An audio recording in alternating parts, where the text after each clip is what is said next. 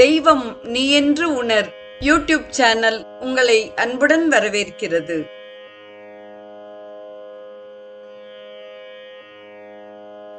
வாழிய செந்தமிழ் அன்பு நிறை உள்ளங்களுக்கு அன்பார்ந்த வணக்கங்கள். வாழ்ந்து காட்டிய வள்ளல்கள் வரிசையில் சுவாமி சிவானந்தரின் வாழ்க்கை வரலாற்றை தொடர்ந்து அவர் எழுதிய சிந்து விரதங்களும் விழாக்களும் என்ற நூலை நாம் சிந்தித்துக் கொண்டிருக்கிறோம். இன்றைய நிகழ்வில் கந்த சஷ்டி குறித்து குருதேவர் எழுதியதை நாம் சிந்திப்போம். பரம்பொருள், பிரபஞ்ச இயக்குனர், நம் இதயங்களில் இருப்பவர், சிவபெருமானின் இரண்டாவது மகன், வள்ளி தேவானை மணாளன், தம் பக்தர்கள் பால் எளிதில் கருணை பொழிபவர், ஆற்றல், ஞானம், அன்பு மற்றும் ஆனந்தத்தின் இருப்பிடமாக உள்ள சுப்பிரமணிய பெருமானுக்கு பணிவான நமஸ்காரம். ஆற்றல் மிக்க தாரகாசுரன் தேவர்களை மிகவும் கொடுமைப்படுத்தினான். அவன் அவர்களை சொர்க்கத்திலிருந்து விரட்டிவிட்டான். உதவி வேண்டி எல்லா தேவர்களும் பிரம்மாவிடம் சென்றனர். தேவர்களே, கடும் தவங்களால் என்னிடமிருந்து அருளை பெற்றுள்ள தாரகனை என்னால் அழிக்க முடியாது. ஆனால் ஒரு குறிப்பை உங்களுக்கு சொல்கிறேன். மன்மதனின் உதவியை நாடுங்கள். யோக சமாதியில் ஆழ்ந்துள்ள சிவபெருமானை தூண்டுமாறு அவனிடம் கூறுங்கள். சிவபெருமான் பார்வதியுடன் சேரட்டும். அவர்களுக்கு ஆற்றல் மிக்க சுப்பிரமணியன் என்ற மகன் பிறப்பான். உங்களை துன்புறுத்தும் அரக்கனை அவன் அழிப்பான் என்று தேவர்களிடம் பிரம்மா கூறினார். தேவர்களின் தலைவனான இந்திரன் மன்மதனை அவனது மனைவியான ரதி மற்றும் வசந்த காலத்தின் துணையுடன் சிவபெருமான் உறையும் கைலேயங்கிரிக்கு செல்லுமாறு கேட்டுக்கொண்டான். அப்பொழுது வசந்த காலமானதால் மன்மதன் உடனே அவன் சொன்னபடி செய்தான். சிவபெருமான் கையில் பார்வதி சில புஷ்பங்களை வைத்து கொண்டிருந்த சமயத்தில் மறைந்திருந்து மன்மதன் அவர் மீது காமக்கணையை எய்தினான். அவர்களது கைகள் ஸ்பரிசித்த பொழுது சிவபெருமான் ஒருவிதமான புலகாங்கிதத்தை உணர்ந்தார். தமது யோகத்தை குலைத்தது எது என்பதை அறிய சிவபெருமான் விழைந்தார். சுற்றுமுற்றும் பார்த்த அவர் மரத்தின் பின்னால் மன்மதன் ஒளிந்திருப்பதை கண்டார். தமது ஞான கண்ணாகிய மூன்றாவது கண்ணை சிவபெருமான் திறந்தார். அதிலிருந்து கிளம்பிய தீப்பொறியால் மன்மதன் எரிந்து சாம்பலானான்.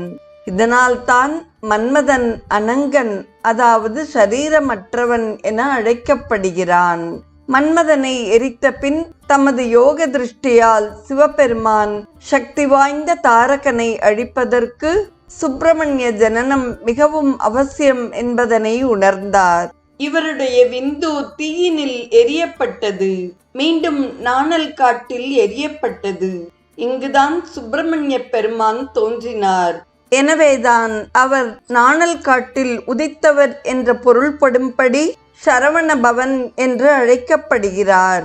அவர் தேவகணங்களுக்கு தலைவனாகவும் பிரம்மாவின் ஆணையின்படி தாரக சம்ஹாரனாகவும் ஆனார்.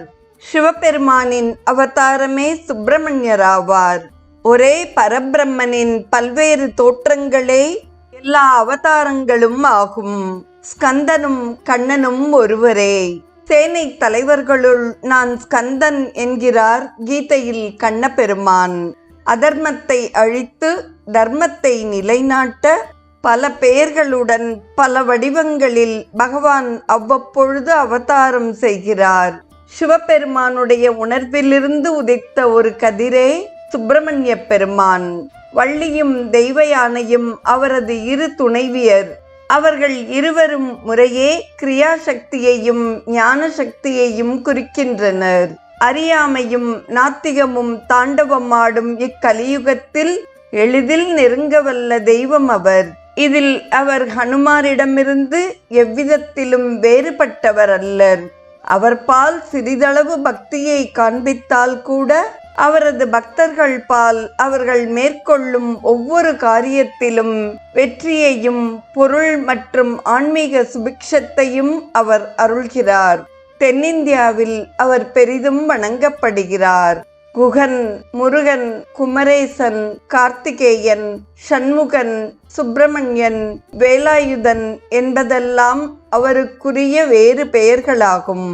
சிவபெருமான் தன் கரத்தில் திரிசூலத்தை தாங்கியிருப்பது போல படத்தில் சுப்பிரமணியர் வேலுடன் காட்சி தருகிறார். இது ஆற்றலின் சின்னம்.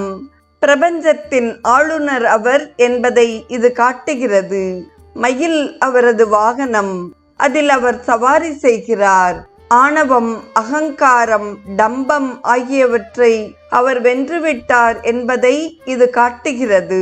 அவரது பாதத்தின் அடியில் ஒரு நல்ல பாம்பு உள்ளது.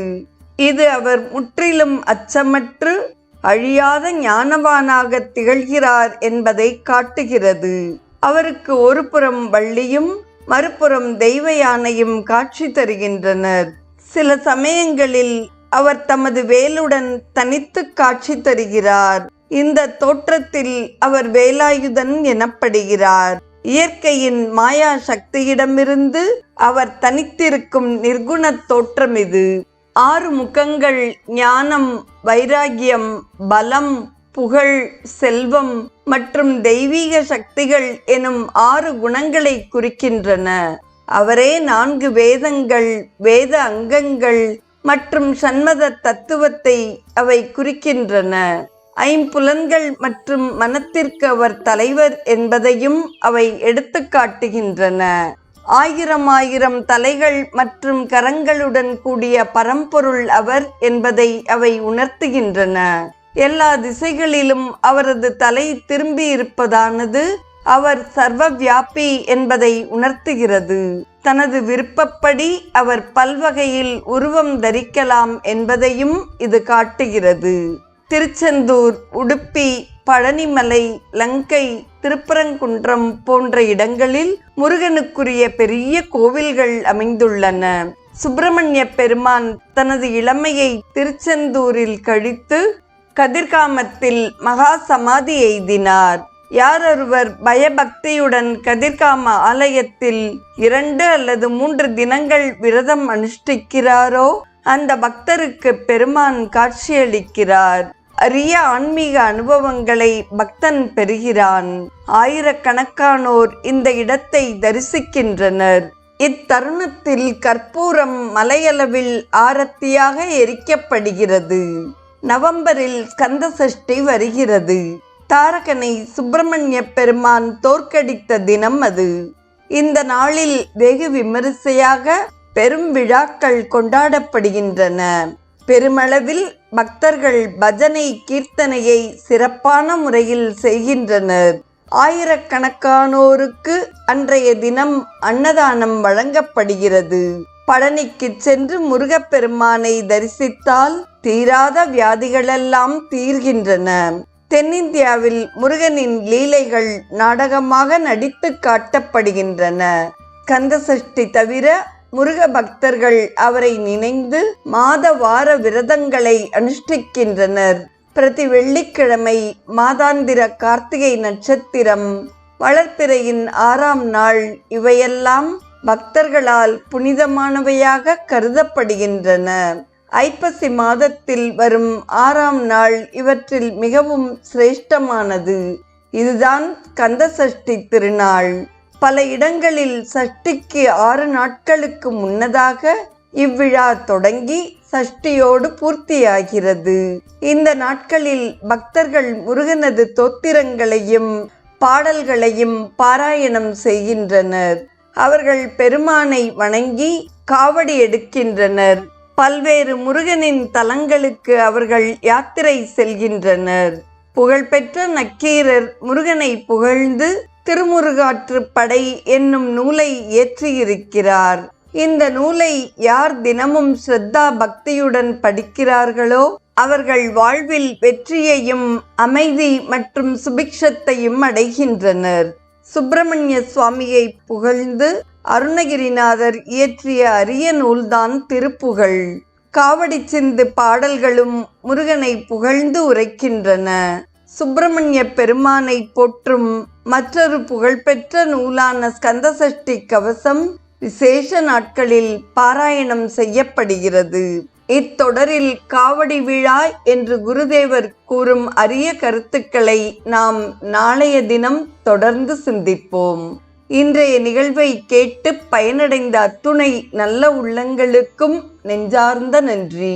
வாழிய செந்தமிழ், வாழ்க நற்றமிழர், வாழிய பாரத மணித்திருநாடு. தெய்வம் நீ என்று உணர் யூடியூப் சேனலை கேட்டு மகிழ்ந்த நீங்கள் உங்கள் நட்பு வட்டத்திற்கும் பகிர்ந்து தொடர்ந்து உங்களது நல்ல ஆதரவினை சப்ஸ்கிரைப் செய்து வழங்குமாறு அன்புடன் வேண்டுவது உங்கள் அன்பின் விசாலம்.